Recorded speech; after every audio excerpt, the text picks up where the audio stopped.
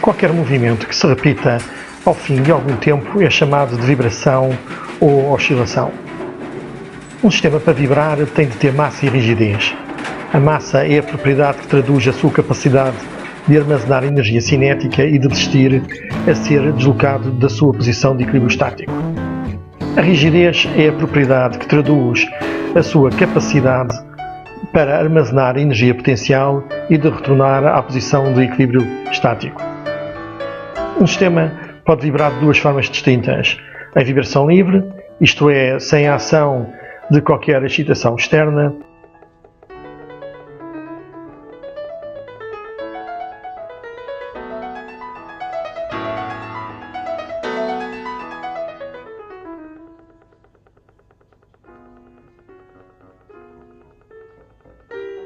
ou em vibração forçada, quando oscilar por ação de força ou momento dinâmico externo.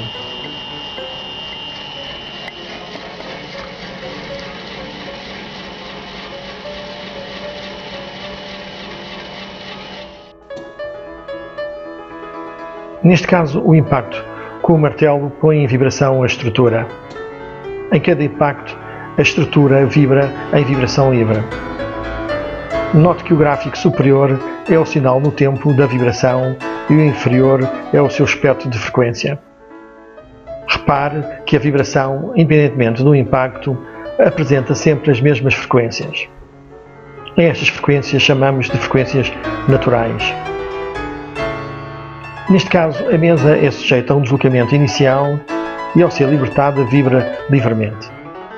Quando vibra em vibração livre, o sistema exibe oscilações cada vez mais pequenas até regressar ao seu equilíbrio estático. Isto acontece porque existe dissipação de energia por ação do atrito.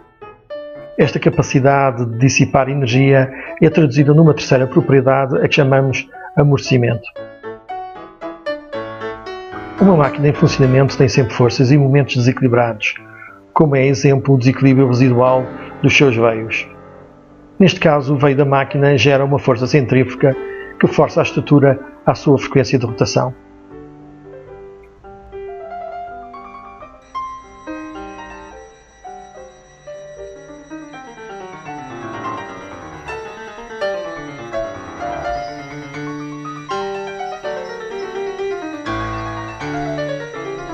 Repare no gráfico inferior, ou seja, no gráfico do espectro de frequência. Esta zona que aqui está marcada com esta linha era a zona da primeira frequência natural, aquela que era o maior pico que nós víamos quando dávamos um impacto na máquina. Repare que vai aparecer aqui um pico a deslocar-se para a direita, que é o desequilíbrio do veio, e que aparece à frequência de rotação da máquina. Repare que a sua amplitude é cada vez maior, porque a força centrífuga é cada vez maior, e veja que quando vai passar pela frequência natural, atinge um máximo, e assim que passa a zona da frequência natural, a amplitude desce drasticamente, apesar da força centrífuga ser maior, uma vez que a rotação do veio é cada vez maior. Chama-se este fenómeno ressonância. Agora está-se a aproximar da segunda frequência natural e, portanto, aumenta outra vez. E assim que passar essa segunda frequência natural, vai novamente reduzir a amplitude. Como estamos a ver aqui no sinal no tempo, que é bem notório. Chama-se esta situação uma situação de ressonância e que acontece quando a frequência de excitação iguala a frequência natural.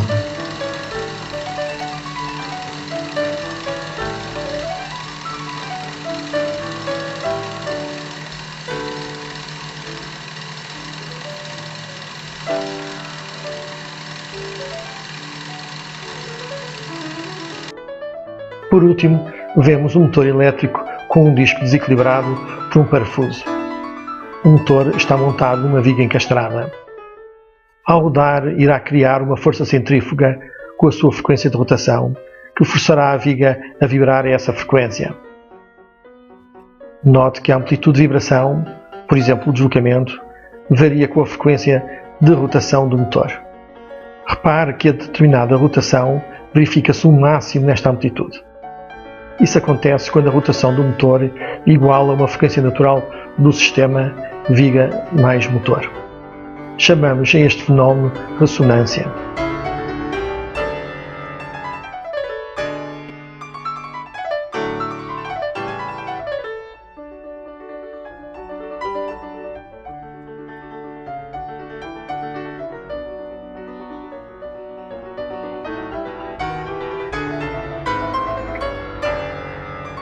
As propriedades que caracterizam o comportamento vibratório de um sistema são a massa, a rigidez e o amortecimento. Suponhamos que estávamos interessados na vibração vertical do motor elétrico da fotografia.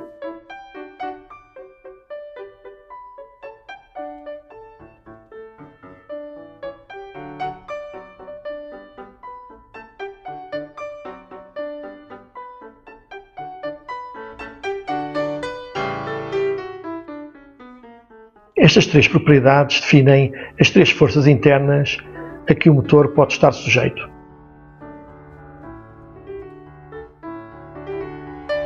A massa define a força de inércia, cujo trabalho é a energia cinética.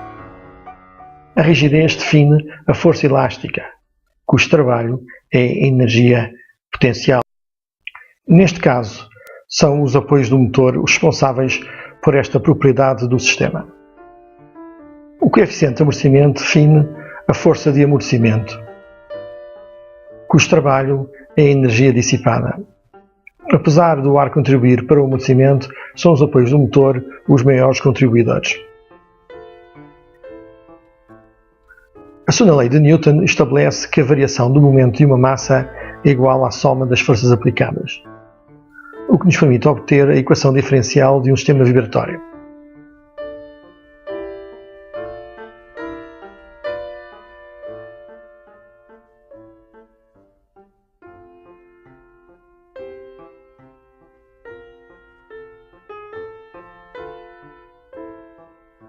Do lado esquerdo da equação temos as forças internas e do direito as forças externas. As forças internas, como atrás foi dito, são a força de inércia, a força elástica e a força de amortecimento. As forças externas são, por exemplo, o desequilíbrio ou o desalinhamento do motor quando em funcionamento.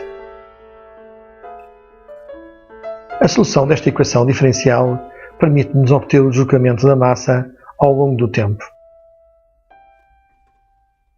No caso da vibração livre, ou seja, quando não há força externa aplicada, a equação é a seguinte, e a sua solução é uma onda amortecida.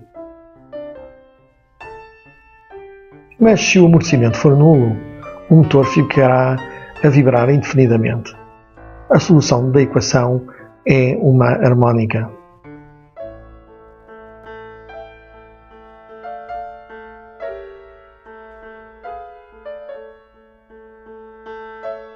Se o sistema for amortecido e a força externa for harmónica, como é o que acontece se o rótulo do motor estiver muito desequilibrado, após um período inicial transitório ficará a vibrar harmonicamente à frequência da força externa. A vibração de um sistema envolve a transformação da sua energia potencial em energia cinética e vice-versa, alternadamente. Se o sistema for amortecido, alguma energia é dissipada em cada ciclo de vibração e deverá ser substituída por uma fonte externa se o estado de vibração estacionária for para manter. Senão, o sistema regressará ao seu equilíbrio estático, cessando a vibração. O exemplo mais simples de um sistema vibratório é uma massa suspensa numa mola. Suponhamos uma massa rígida de 2 kg e uma mola com rigidez e amortecimento. Suponhamos que o ar que rodeia o sistema não exerce atrito sobre o mesmo. Ao suspendermos a massa, e desde que o façamos muito lentamente, com uma velocidade próxima de zero, a massa deflete a mola até que para. Nesse momento, a força na mola, que é proporcional à sua deflexão, iguala o peso da massa. Logo, a resultante das forças aplicadas é nula, e a massa repousa na posição de equilíbrio estático. Se pretendermos observar a vibração livre da massa suspensa na mola, teremos de a retirar momentaneamente da posição de equilíbrio estático e libertá-la da ação externa. Para tal, há dois modos. Um consiste em deslocar a massa em qualquer sentido, para cima ou para baixo, e largá-la repentinamente. Isto é, aplicamos uma força estática que adiciona energia potencial ao sistema na forma de deflexão da mola.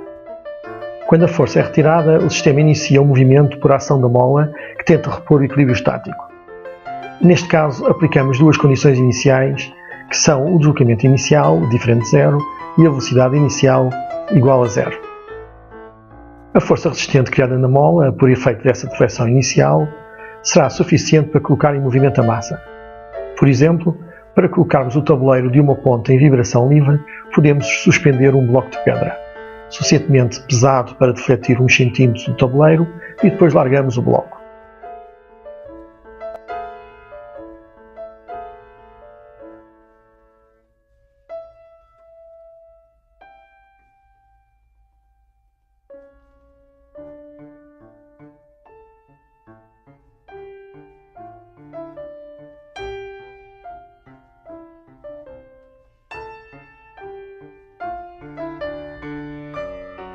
Outro modo consiste em aplicar na massa uma velocidade inicial, em qualquer sentido, para cima ou para baixo, ou seja, aplicamos duas condições iniciais, que são o deslocamento inicial zero e a velocidade inicial diferente de zero. Esta excitação inicial é conseguida na prática pela aplicação de uma força dinâmica na forma de um impacto. Por exemplo, para colocarmos um motor elétrico em vibração livre, podemos aplicar-lhe um impacto com um martelo. Quando se aplica um impulso a uma massa em repouso, altera-se o seu momento, ficando esta animada de uma velocidade igual ao impulso a dividir pela massa. Neste caso, adicionamos energia cinética ao sistema na forma de velocidade da massa.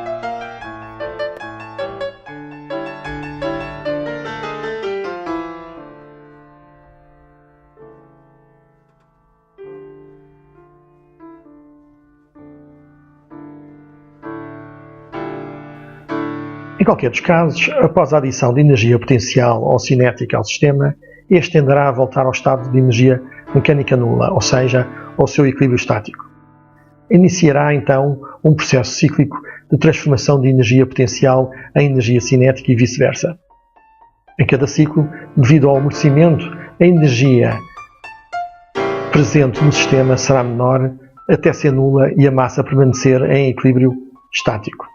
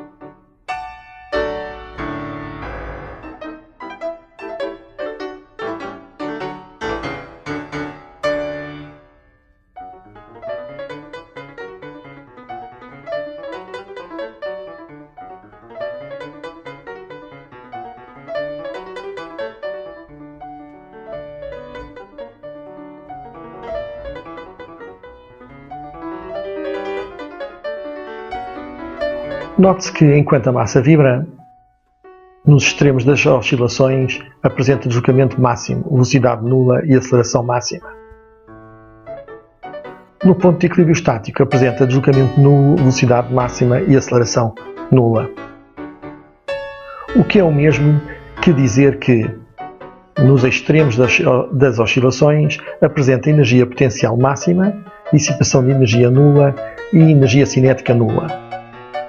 No ponto de equilíbrio estático, apresenta energia potencial nula, dissipação de energia máxima e energia cinética máxima.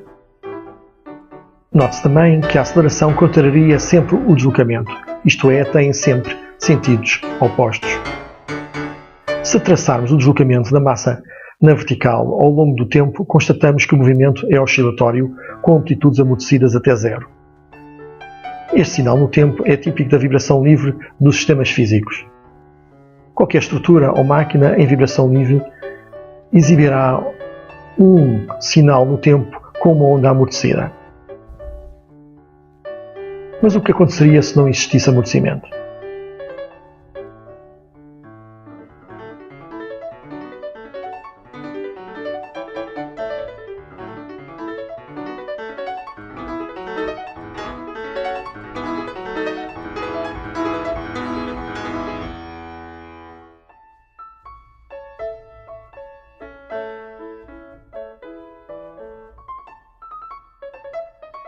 Como vemos, a massa vibraria indefinidamente sem nunca parar, uma vez que a energia que lhe foi adicionada não é dissipada.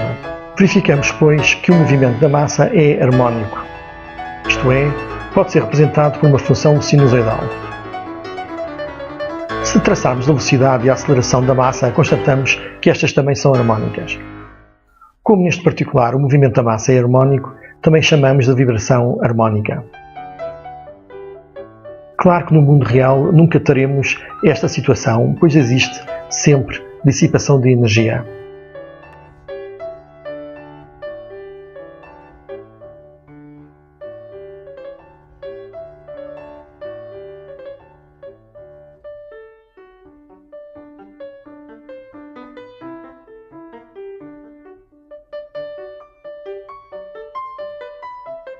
Voltando ao nosso sistema inicial, o que acontece se o forçarmos com uma força harmónica? Após uma pequena perturbação inicial, chamada de regime transiente, constatamos que a massa fica a vibrar harmonicamente à frequência de excitação. A este regime chamamos de regime estacionário de vibração, que se manterá enquanto se manter a excitação externa.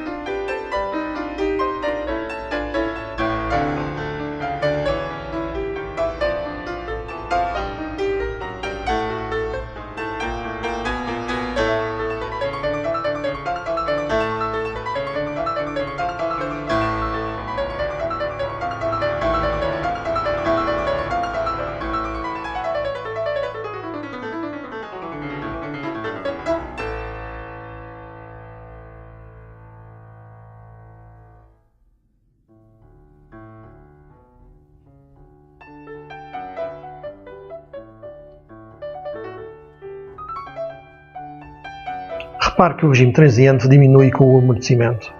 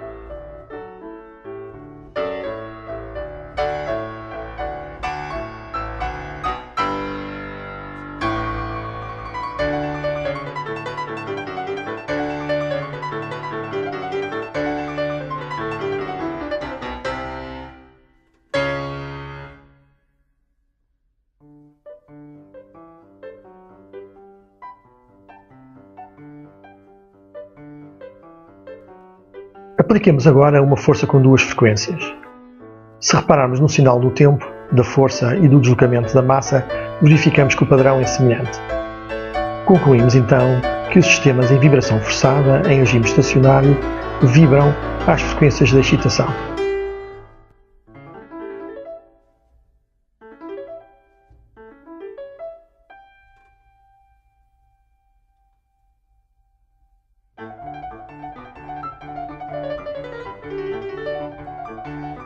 A terminar, vejamos alguns exemplos de vibrações livres e forçadas.